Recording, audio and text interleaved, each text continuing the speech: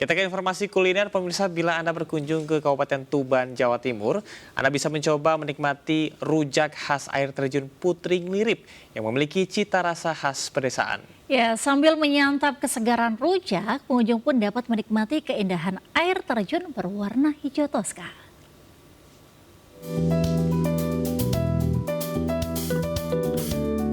Menikmati rujak sambil melihat keindahan air terjun mungkin hanya terjadi di Kabupaten Tuban, Jawa Timur.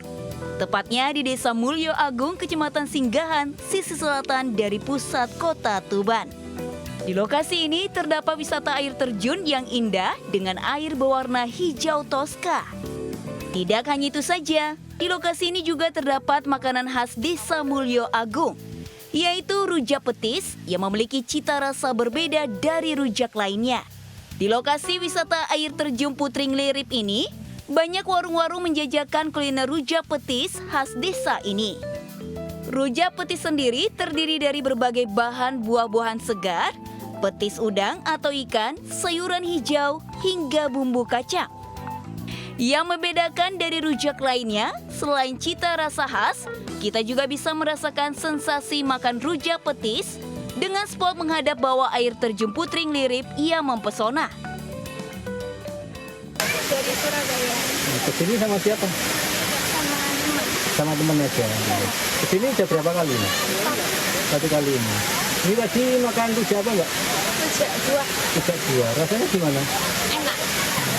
Sambil menikmati air terjun ini ya? Iya. Air terjunnya gimana, Mbak? Bagus sekali pemandangannya. Kuliner itu karena khasnya Nglirip itu rujak ya, jadi hampir seluruh warung yang ada di sini keseluruhan itu pasti ada rujaknya. Jadi ada ya makanan khasnya rujak lah sebenarnya. Tergantung pilihan sih, di situ ada rujak buah, ada rujak kacang, ada rujak petis, ada rujak macam-macam, tapi khas. Jadi beda dengan yang Perpaduan keindahan alam dan kuliner khas pedesaan ini membuat lokasi wisata air terjun Putri Nglirip menjadi salah satu destinasi wisata yang wajib dikunjungi saat musim liburan. Dari Tuban, Jawa Timur, Pipih Wibawanto, iNews melaporkan. Pemirsa, Lebaran Betawi kembali digelar di Monas, Jakarta dengan serangkaian kegiatan meriah disambut antusias warga. Ya, acara bertabur aneka atraksi seni dan budaya ini termasuk makanan khas Betawi.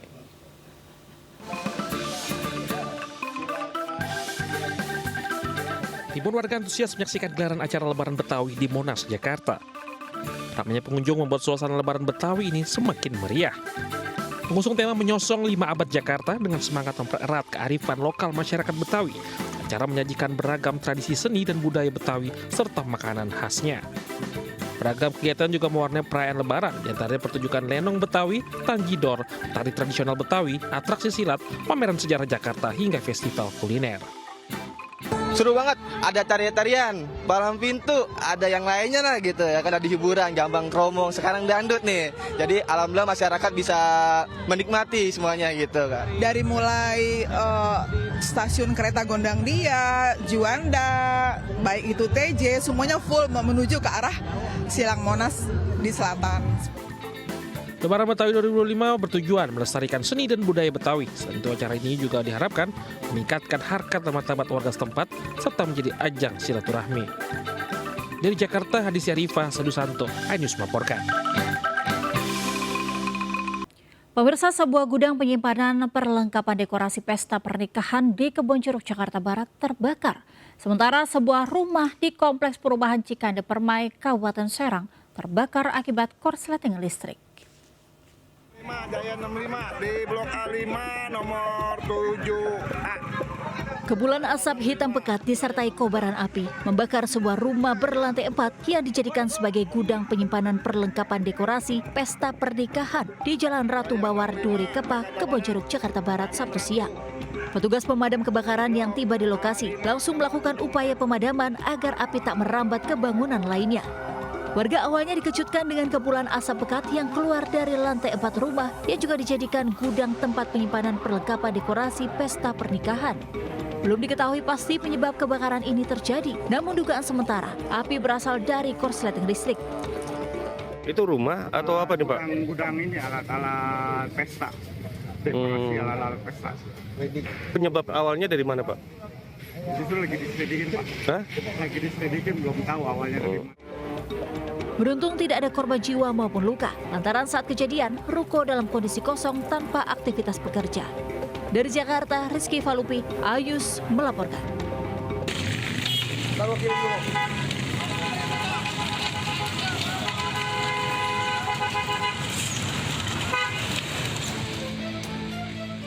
Kobaran api yang melalap sebuah rumah warga membuat panik warga Kompleks Perumahan Cikande Permai, Kabupaten Serang, Banten, Sabtu siang.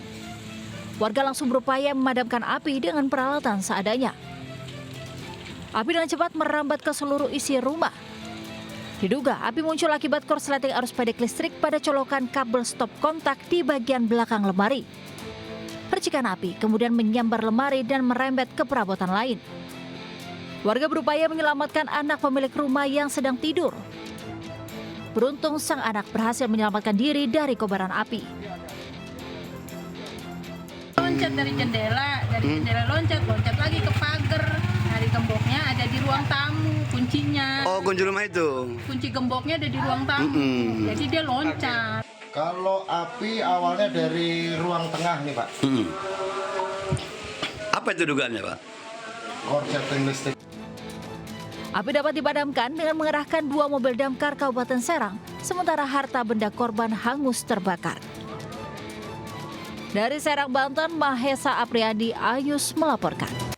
Kemunculan sejumlah titik kolam lumpur panas di areal perkebunan warga desa Roburan Dolok, Mandailing Natal, Sumatera Utara menghebohkan warga setempat. Warga menduga kolam lumpur yang muncul tiba-tiba sebagai akibat dari dampak pengeboran sumur panas bumi oleh perusahaan geotermal PT SMGP.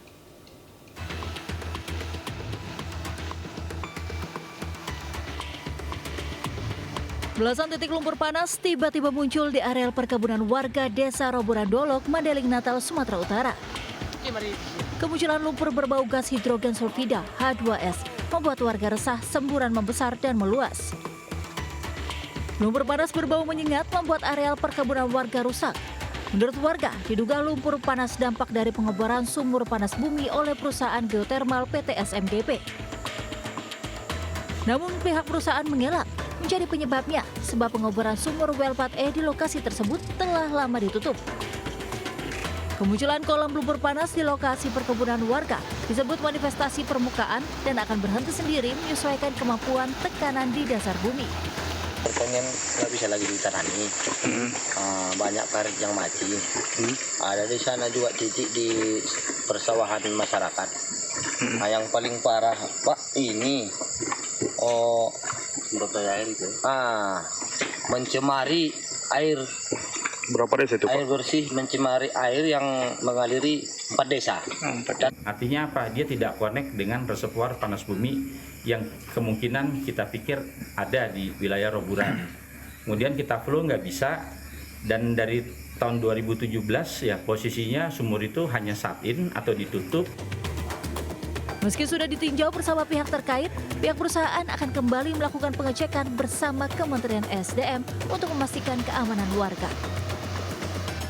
Dari Madinah, Sumatera Utara, Ahmad Hussein Lubis, Ayus melaporkan.